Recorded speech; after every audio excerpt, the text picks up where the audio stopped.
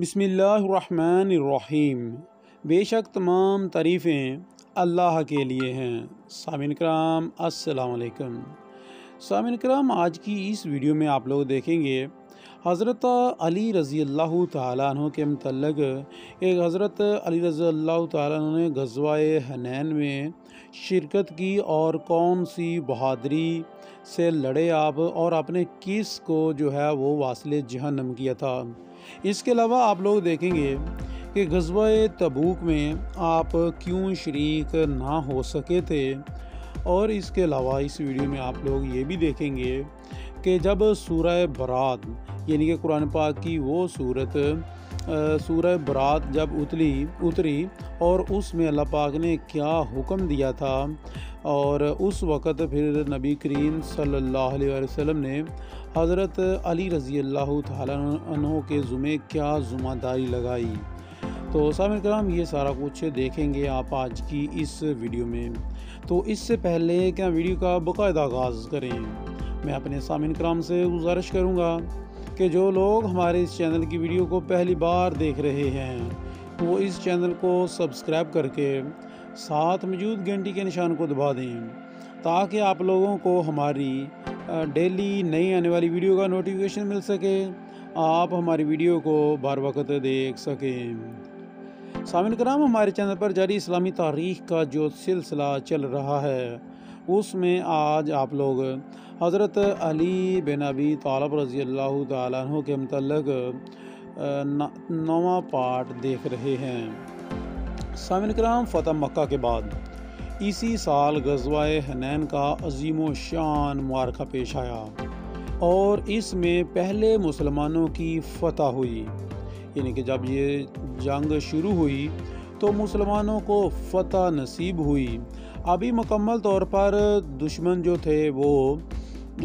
واپس نہیں لوٹے تھے، جبکہ مسلمان جو تھے وہ مال غنیمت لوٹنے میں مصروف ہو گئے۔ جب دشمنوں نے یہ دیکھا کہ مسلمان اس وقت مصروف ہو گئے ہیں تو انہوں نے مسلمانوں کو غافل پا کر اچانک دوبارہ سے حملہ کر دیا۔ سامعین کرام، جب انہوں نے دوبارہ حملہ کیا تو اس وقت مجاہدین اس ناگوانی مصیبت سے ایسے پریشان ہوئے کہ 12,000 کا لشکر میں سے صرف چند ثابت قدم رہ سکے، جن میں حضرت علی رضی اللہ تعالیٰ عنہ بھی شامل تھے۔ سامعین کرام، حضرت علی رضی اللہ تعالیٰ عنہ بہت ہی پامردی اور استقلال کے ساتھ آپ قائم رہے اور آپ نے لڑائی جاری رکھی، اور سامعین کرام آپ نے بہت ہی زیادہ اپنی غیر معمولی شجاعت سے لڑے، اور آپ نے جو دشمن تھے ان کے امیر جو عسکری امیر تھے ان پر حملہ کیا اور اس کا کام تمام کر دیا، اس کو واصل جہنم کر دیا۔ اور سامعین کرام، دوسری طرف جو مجاہدین ثابت قدم رہ گئے تھے وہ اس بے جگری کے ساتھ لڑے کہ مسلمانوں کی ابتری جو حالت تھی اس وقت شکست کی، اور پریشانی کے باوجود انہوں نے دوبارہ سے دشمن کو جو تھی وہ شکست دی۔ سامعین کرام، اسی طرح جو غزوہ تبوک تھی اس میں آپ کیوں شریک نہ ہو سکے تھے۔ سامعین کرام، واقعہ کچھ اس طرح سے آیا کہ 9 ہجری میں نبی کریم صلی اللہ علیہ وسلم نے غزوہ تبوک کا ارادہ فرمایا تو حضرت علی رضی اللہ تعالیٰ عنہ کو اہل بیت کی حفاظت کے لیے مدینہ میں ہی رہنے کا حکم دیا، یعنی کہ نبی کریم صلی اللہ علیہ وسلم نے خود حضرت علی رضی اللہ تعالیٰ عنہ کو مدینہ میں رکنے کا حکم دیا کہ آپ غزوہ تبوک میں شامل نہ ہوں، بلکہ آپ مدینہ میں رہیں اور جو اہل بیت ہیں ان کی حفاظت کریں۔ سامعین کرام، شیر خدا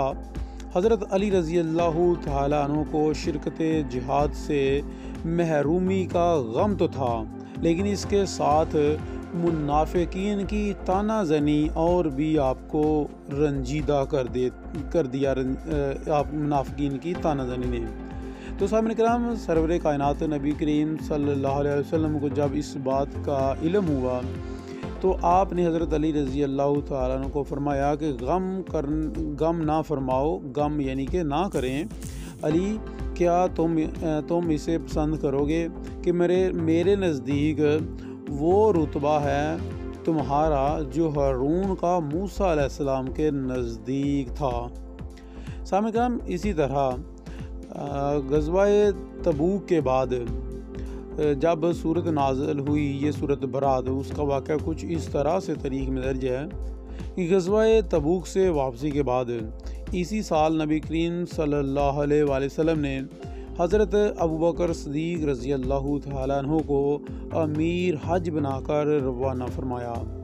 اور اسی آسنا میں سورہ برات نازل ہوئی۔ تو سامعین کرام، جب سورہ برات نازل ہوئی،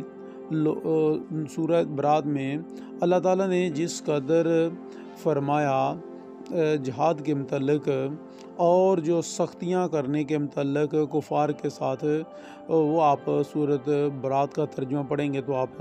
کو معلوم ہو جائے گا۔ تو سامعین کرام، لوگوں نے کہا کہ اگر یہ سورت ابوبکر صدیق رضی اللہ تعالیٰ عنہ کے ساتھ حج کے موقع پر لوگوں کو سننے کے لیے بھیجی جاتی تو زیادہ اچھا ہوتا۔ تو سامعین کرام، سرور کائنات نبی کریم صلی اللہ علیہ وسلم نے فرمایا کہ میری طرف سے صرف میرے خاندان کا آدمی ہی اس کی تبلیغ کر سکتا ہے۔ چنانچہ نبی کریم صلی اللہ علیہ وسلم نے حضرت علی کرمہ اللہ وجہ کو بلا کر حکم دیا کہ وہ مکہ جا کر اس صورت کو سنائیں اور عام اعلان کر دیں کہ کوئی کافر جنت میں داخل نہ ہوگا، اور اس سال کے بعد کوئی مشرک حج نہ کرے اور نہ کوئی شخص برہنہ خانہ کعبہ کا طواف کرے، اور جس کا رسول اللہ صلی اللہ علیہ وسلم کے ساتھ کوئی عہد ہے وہ مدت مہینوں تک باقی رہے گا، یعنی کہ عہد جو نبی کریم صلی اللہ علیہ وسلم کے ساتھ جو معاہدہ ہو چکا ہے وہ اس معاہدے تک جاری رہے گا جس مہینے تک کا معاہدہ کر لیا گیا ہے۔ تو سامعین کرام، یہ تھے کچھ حضرت علی رضی اللہ تعالیٰ عنہ کے متعلق اہم معلومات کہ انہوں نے غزوہ حنین میں کون سی شجاعت اور بہادری کا کارنامہ دیا اور غزوہ تبوک میں کیوں اپنے شرکت نہیں فرمائی تھی۔ تو سامعین کرام، ہماری انشاءاللہ اگلی ویڈیو میں آپ لوگ جانیں گے کہ حضرت علی رضی اللہ تعالیٰ عنہ کے مزید اس طرح کی مزید معلومات۔ تب تک کے لیے اجازت چاہتا ہوں، دعاؤں میں یاد رکھیے گا۔ اللہ نگہبان۔